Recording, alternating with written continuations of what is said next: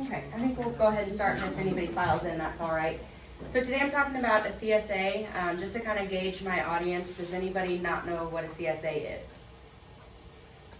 Okay, has anybody been a part of or ran a CSA before?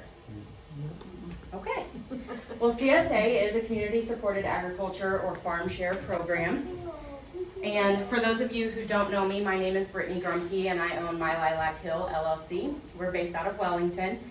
And my primary focus and goal with my business and my farm is to bridge the gap between consumer and farmer. So how I do that personally is I run a CSA program. I started my first CSA program in 2021, shortly after the pandemic, and or I guess during, it was still going on. But that was really my first entry into it. I've been gardening for over a decade, but that was my first time gardening at this scale and having a CSA program itself. So the basis of a CSA is the consumer or the member will pay in advance to the farmer to help the farmer kind of kickstart their season. And by sharing that financial burden with the farmer, they get a reward of a produce basket or a flower bouquet, depending on your CSA specifically, every week or sometimes bi-weekly, depending on how the program runs throughout the growing season. So there's several types of CSAs. This is not all-inclusive list, but the most popular is a fruit and vegetable CSA, and that is pretty much what I do. I combine that with a cut flower CSA as well, which cut flower is just a bouquet every week in addition to the fruit and vegetables. And then they have different seasons for CSA. Mine is a just summer CSA, but they do spring, summer, fall, winters, different groupings of that for their CSAs. And then some other farmers also include milk and meat and have more full diet options. I don't currently do that, but would love to work up to that at some point. Right now I'm just fruit and vegetable and then cut flowers, and occasionally I'll throw in a value-added item. And we'll talk a little bit about those here in a little bit. So with every program, there's going to be pros and cons. And with my program in particular, some of the pros are that we are sharing the risks and the rewards. So my members help me get my season started. So I'm able to do the thing that I love, which is gardening, and I'm able to do it at a pretty large scale. And with that, we both share in the reward as well. So I put in all the labor, and I share the fruits of that labor with my members as a thank you, basically, for them believing in me and being willing to put that cost up front. And one of the things that I love so much about this particular program is just how close it brings the consumer to the farmer. Again, my goal is to bridge that gap, and so the closer community I can have with, the closer I can be with my community, the better for me. And so this is a really good way for me to be able to talk to the consumers. A lot of people just don't know how things are grown, or maybe they're not physically able to grow themselves, but they wish they could, and so this is kind of an alternative for them.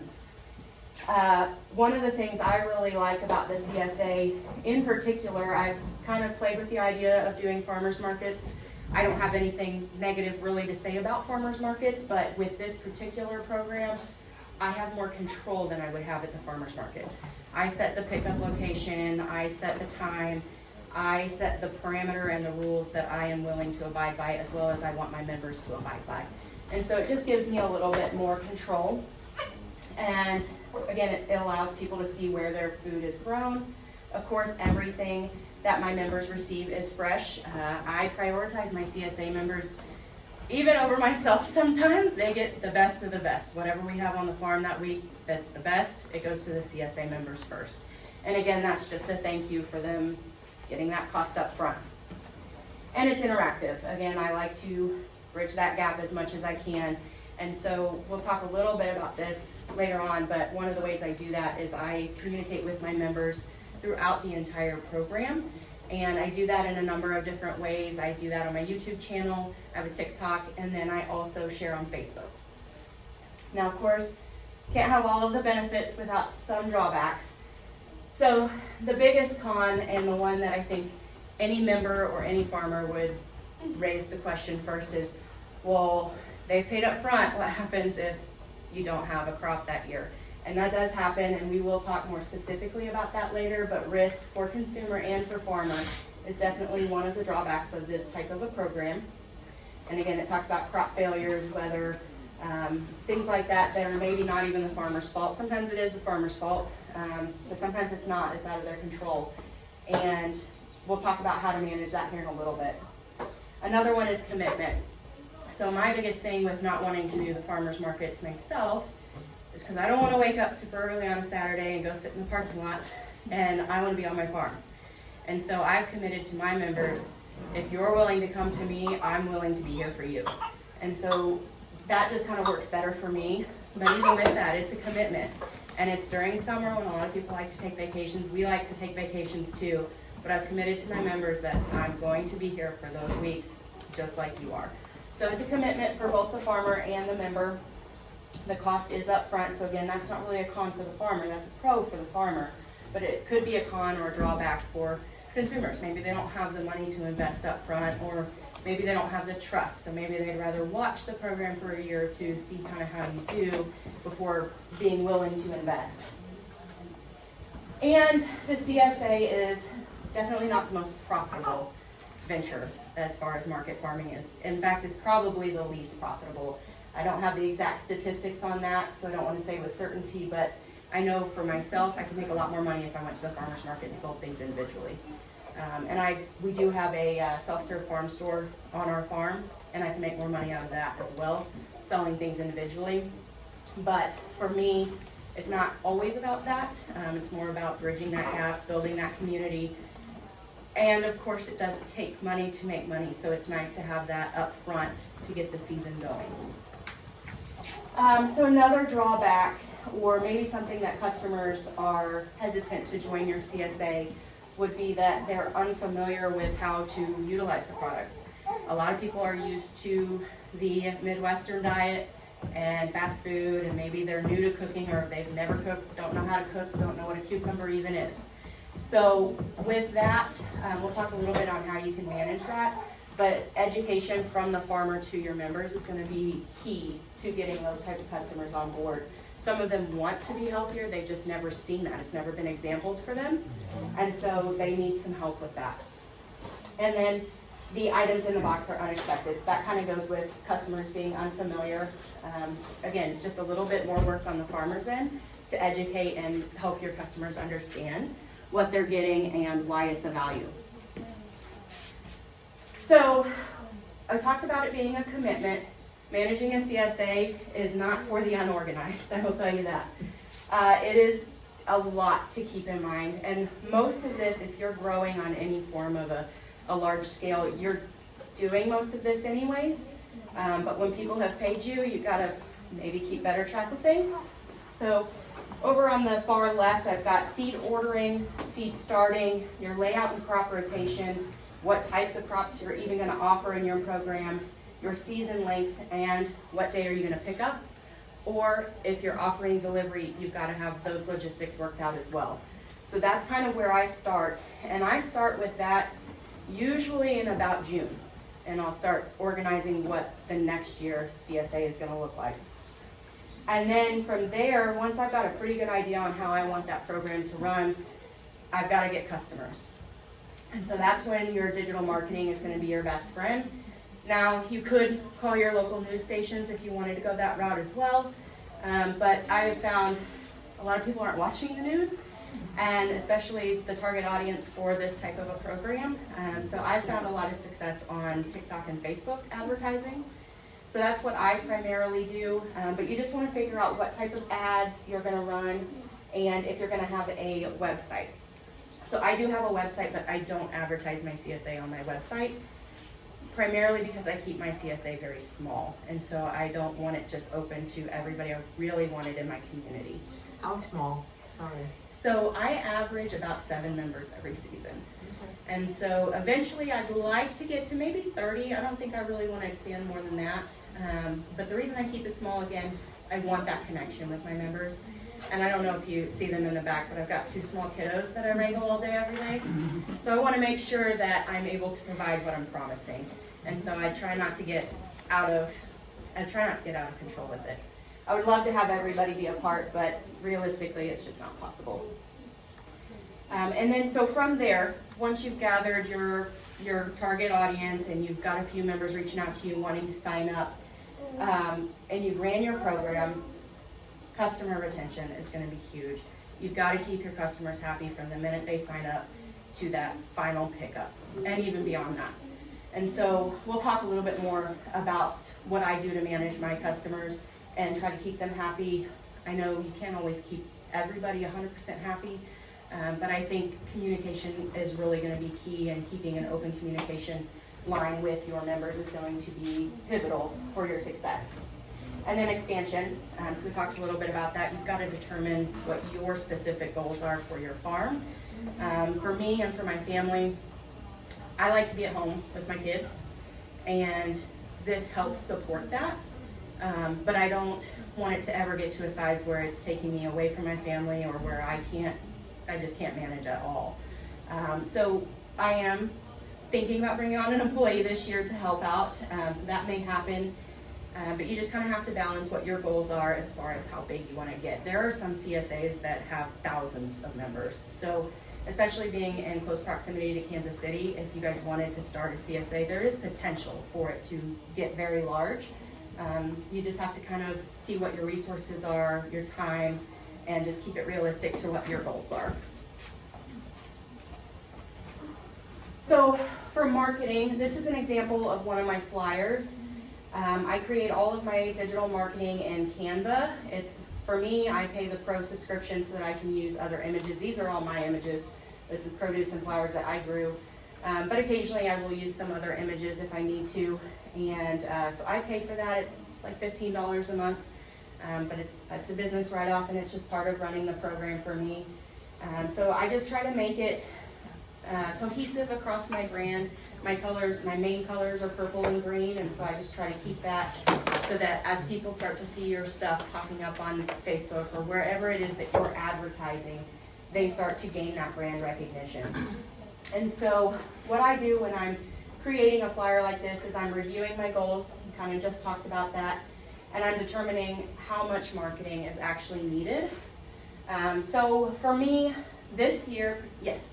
So on TikTok, if I search my Lilac, you'll find you? Yes, you will. Okay, cool. So this year, I did not do as much advertising. I had big hopes and dreams, and I was like, oh, we're going to expand the CSA from what it was last year. I'm going to do a lot more advertising.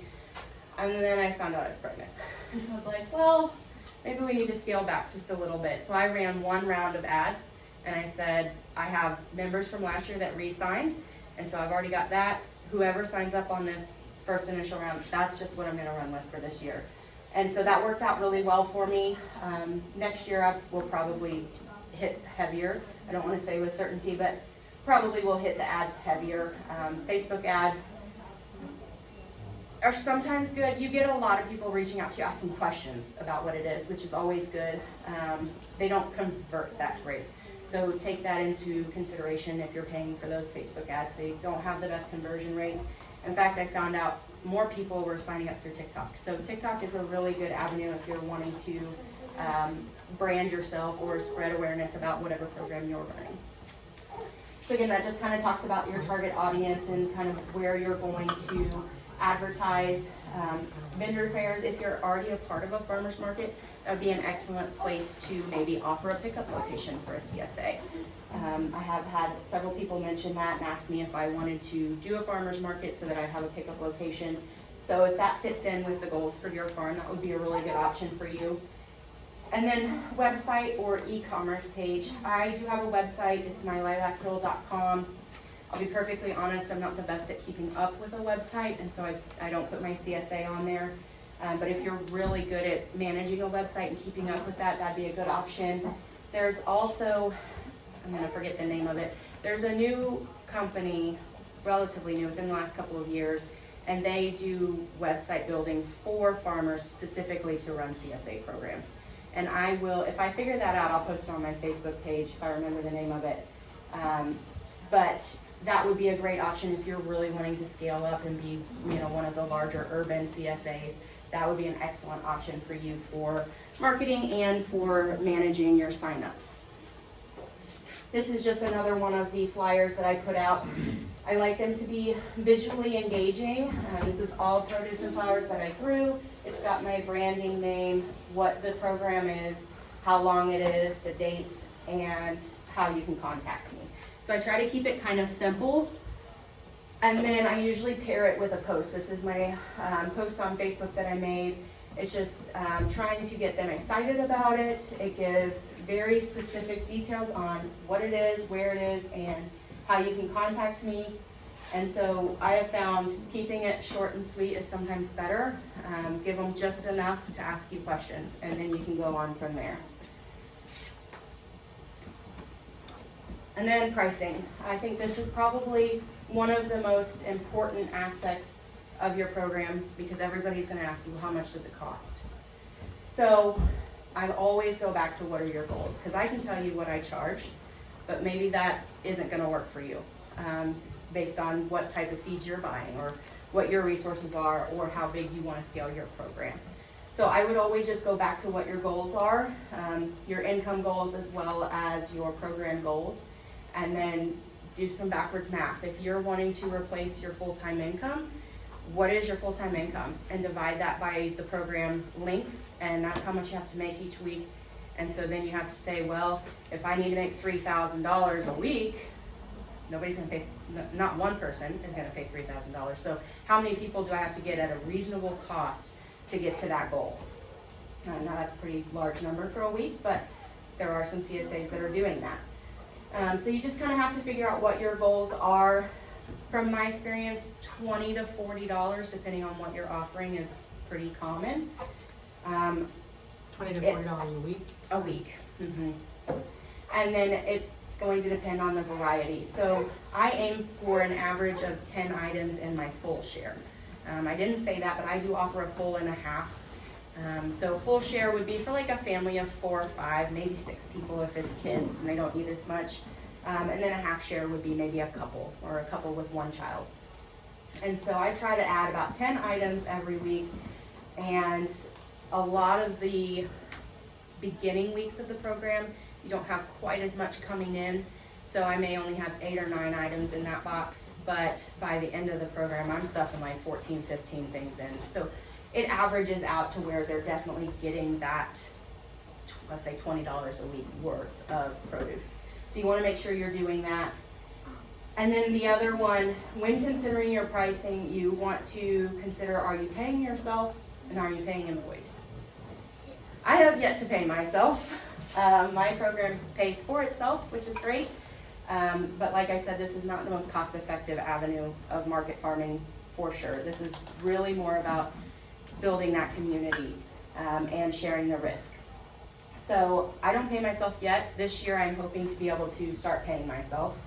And if I pay an employee, then I probably won't pay myself. But the employee might be more beneficial than paying myself. So it just kind of depends on what your goals are as far as how you set up your pricing. And then this can kind of tie into your pricing as well. If you're offering delivery, make sure you're charging for delivery. I offered delivery in my last couple of CSAs and nobody signed up for it. It was only $10 extra for delivery. So in my experience, people want to come out to the farm. That's part of the allure of the program. They want to see where it's being grown. They want to know for sure, if you're growing organically and no-till method, let me see it. I want to see where my food is coming from. And so that's what we do. This is our house. And then this is our little farm store. We just opened the farm store last year, and my members will just come in through my farm store door, and their boxes will be there with their name on them. And I'm usually tinkering around in the garden. I don't know if you can see, but just to the north of that building is my garden. So they'll be able to see me out there working, and if they have any questions or they just want to chat, I'm always open to that. But we do prefer the on-farm pickup. It's a little easier for me because I can be at home working, and the consumer seems to like it as well. And so then, this is one that I really did want to talk about, especially this year. I'll get into it here in just a minute. But competition is perfectly okay. Every business has it. It's normal and it's healthy to have the competition. The thing is, you just need to know your competition. And you don't have to be enemies with your competition. You can be friends with them. You want to get to know them, know what they're offering, know how they're running their program, know what their target audience is. And a lot of times farms will come together and, well, my CSA, we have an abundance of tomatoes this week, and the other CSA, their tomatoes failed, but they had cucumbers and I need cucumbers. Maybe we'll swap. You always want to tell your members if you're getting produce from another farm to fulfill their basket. But I've had to do that before. I've had crop failures and I've reached out to another farmer in my area and we've traded. So as long as you're communicating that with your members, I think that that's perfectly acceptable. And a lot of times farmers are willing to work together like that. So I think just know who your competition is. When I started my CSA, I was the only CSA program in Wellington that I knew of. I am not now. So we have definitely some competition. That means CSA programs are gaining in popularity, which is really good.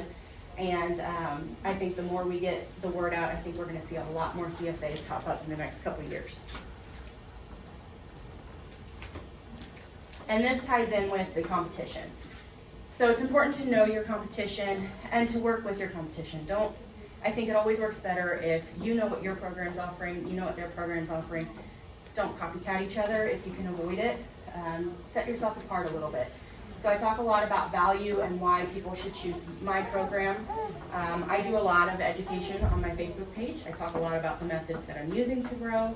I invite people to come out. If you want to get your hands dirty and help, you're more than welcome to. If there's a skill you're wanting to learn, I'd love to teach you. And so that's one of the things that I use to set my program apart. I also throw in some extra value-added items as well. But the primary way that I do that is things like this. I took some pictures of some of the things I was growing or seed saving, and I share a little blurb on Facebook or a YouTube video. And it really gets the conversation started with different people, even people that aren't members of your program, but that follow you on social media. And I just think that that's really good to spread awareness. And if I lose a member of my CSA because they start a CSA, I feel like that's a win for me. So that's one of the ways I try to set myself apart. But there are several ways you can do that. You can offer newsletters, of course involving your members in the field. I talked about maybe having somebody come out and volunteer, or if somebody wants to learn, maybe they've never gardened in their life and they'd like to learn. Well, if you want to come out and garden with me for a little bit, I'll send you home with some produce. So that's one way to get people involved. I also do video recipe tutorials on my YouTube. That's one thing I'm really going to be doing a lot more of this year. I've had a lot of feedback from my members that that's something they would really like. And I have a Facebook specific group for members, as well as I give all of my members a free t-shirt with my brand and a free advertisement for the farmer as well. But everybody likes a free t-shirt. And so I had some other things in this past year. I made some beeswax candles and made those with essential oils and gave those out. I've made sourdough before for my members just as a treat. So just anything you can do to make your subscription special, I think is something that is worth the extra effort. And then also the unique variety. So I grow a lot of heirlooms, and so you can get more heirlooms at the farmer's market now than you used to be able to because people are more interested in it. But it's not something that you can just find everywhere. So different varieties definitely helps to set your program apart. So you might be wondering if a CSA is even right for your farm or for your family. I think the biggest thing you need to take into account is your confidence in your growing ability. I did not start a CSA the first year I learned how to garden. I've been gardening for a decade before I even did a CSA program. And the stress that I had that first year, I still have a lot of stress running my CSA programs just because it is a big commitment for people to give you their money up front and trust in you to provide for them. So I still carry a lot of stress, but that first year I was more stressed out than I think I've ever been. And of course it was right during the pandemic, which we're all stressed out. So I think really being honest with yourself and your abilities is where you should start. And then your resources and time available. So I think when I started my CSA, I was still working a full-time job. I was a mortgage lender, and so I was working about 60 hours a week. I did work from home, but anybody that knows how that kind of system is set up, it's commission based only, so if you're not at your computer, you're not making money. So it really took away from my time to be able to go out into the garden, and I probably overextended myself that first year, and probably didn't have enough time. Now I am a stay-at-home mom, and so I have more time, but I do have 2 kids that need my attention as well. So definitely take your specific resources and time constraints into serious consideration before you start a CSA, as well as your organizational skills. So like I said at the beginning, it is a lot of organization, especially if you're a larger program. I only have, let's say, less than 10 members, so it's a little easier for me to track all of my member information. But if you've got 200 or 300 people, you really need to have a system in place to manage that effectively. And then overcoming obstacles. So crop failures, for example.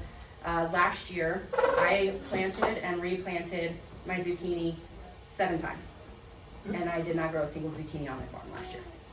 So that's just part of it. That's one of the things I try to be very forthcoming with my members, and I set their expectations up at the beginning of the program that could happen. I do everything I can, and I will keep replanting until frost if I have to. But that's something you need to take into consideration. Are you willing to keep doing that, or are you going to give up the first time that it has a crop failure? And so retention and growth, I think, is probably another thing that may make it difficult to run a CSA. The way that I do well with customer retention, and I have people wanting to join my CSA time and time again, is communication throughout the season. I am extremely honest with my members. If I failed because it's my fault, I tell them. If I have a crop failure on tomatoes and I borrowed tomatoes from another farmer, I tell them. I do not lie. I do not sneak things through that door. I want them to trust me, and they're only going to give you their money up front if they can trust you. So I set those expectations up from the front. I'll show you here in just a minute what my contract looks like. And as the season progresses, I keep that communication flowing. I ask them how they're liking it, if there's anything I can tweak or change things. And then at the end of the season, and I'll show you my questionnaire here in just a minute, I give them a questionnaire and I ask them to fill it out extremely honestly. And if they want to drop it in my cash box with no name on it and keep it anonymous, that's fine. If they want to email it to me, that's fine. If they want to sit down and have a conversation, I take that time to have that conversation with them. So I think that's really key in keeping your customers happy. And that also will help you because happy customers are going to do your branding for you. You'll be able to spend less in marketing because they're telling everybody about it, and you'll be having to turn people away. So this is my contract, and it may be hard to read, but if anybody, I'll give you my business card if you want it afterwards. You can email me. I can always send you a copy of the slides. But I collect all of their information up front, name, phone number, email, so that I can get in touch with them if I need to. I also give them some information down here about the Facebook group. So if you do have a Facebook, list how your name is on Facebook so I can find you. If you don't have a Facebook, make sure I have your email so that I can communicate with you. And then I talk about, due to the nature of the program and the fact that seeds and amendments and supplies are purchased in advance, there will be no refunds offered. Please understand that while I do everything in my power to provide a bountiful share each week, certain things remain out of my control, and no financial compensation will be given for crop failures or weather-related incidents. Now, if it's my fault, I will reimburse. If it's not my fault and it's part of the program and the contract, then I won't. But I also mentioned several times in here, like if you're not able to pick up for some reason because you're on vacation, but your friend Jessica wants to come pick up and have your box for the week, just let me know that Jessica's going to come pick it up and she can have it. You don't have to forfeit that week. If you don't pick it up and you don't communicate, I'm going to say that you just couldn't get your box that week, and I'm going to choose someone to donate that box to. So it's not a big deal. It's not like there's any penalties, but I'm not going to reimburse you for a week that you didn't come to pick up. So I just kind of explain as much of that as possible up front, and I don't accept their payment until they've read and agreed to this. So that's rules that I myself will follow and the members will follow. And then this was the questionnaire that I passed out last year. I basically was asking them if they thought the season length was good. So is 10 weeks good? Should it be shorter or longer? just different aspects of how I ran my specific program. And I got a lot of really good feedback from my members, and that really helped me to prepare going into the next season. And I made a lot of changes from last year. So these kinds of things, while sometimes maybe the answers could be hard to hear, it's necessary for your business to grow. So I definitely think adding in some form of way of your customers being brutally honest with you is only going to be for your benefit. Okay, so that's really all I wanted to make sure I got through. Now I just kind of want to open it up for questions or just conversation about CSAs or gardening in general. Anybody got anything? Yeah. So you said you had about 10 people, give or take a little bit. How big of an area does it take you to keep those 10 people happy? I have a few different spaces. So I have a 10,000 square foot primary garden, and then I have, Kyle, what do you think the pasture one is? 3,500? It's not quite half. 800. Yeah. So quite a bit of space. But I also do intensive planting. So a lot of what I do is based off square foot gardening methods. I don't know if you're familiar with that. If you're not, you can just Google square foot gardening, and I do a lot of that. And it's amazing how much you can fit in a small space. Anybody else? How many people are actually coming and digging in dirt with you? I had one last year. Not a lot of people are willing to do it, but I'm open to it. If anybody who wants to, I'm open to that.